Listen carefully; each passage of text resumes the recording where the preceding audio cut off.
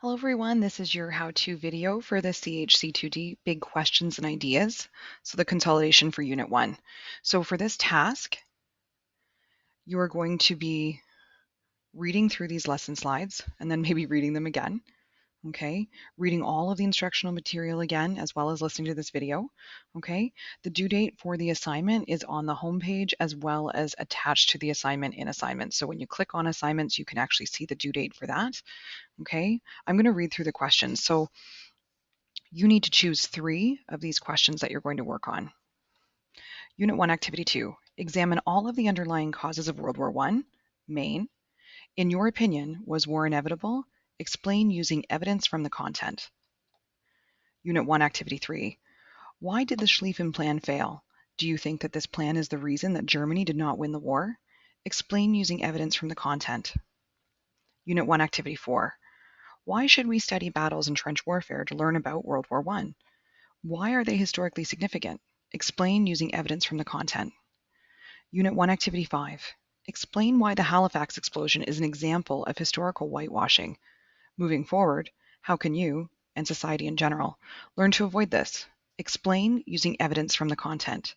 As a hint, the 4 historical thinking skills that we discussed in Unit 1, Activity 1 should be considered as well. Unit 1, Activity 6.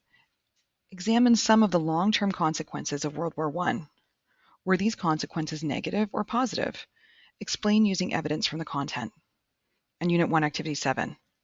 Russia withdrew from World War I in 1918.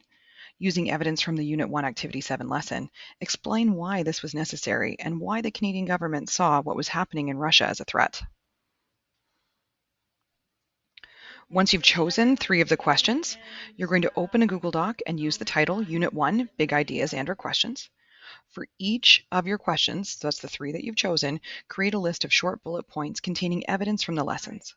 The lesson number is next to each question so that you can find it in the content. Once you have gathered multiple points of evidence for each question, choose only one question to then answer in paragraph form. Your paragraph should include at least 3 pieces of strong evidence to support your thoughts and opinions. Remember that spelling, grammar, and clarity of thought are important. When you are finished, please upload your work to the Unit 1 Big Questions and Ideas assignment folder.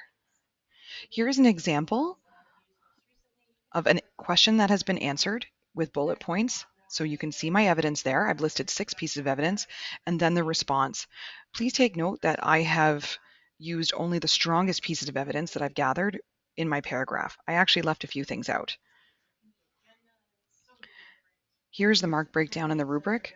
You're getting 15 marks for your bullet points, meaning answering 3 questions in bullet points, and then you're getting an additional 5 marks, up to an additional 5 marks, for the written paragraph response. Please let me know if you have any questions while you complete this.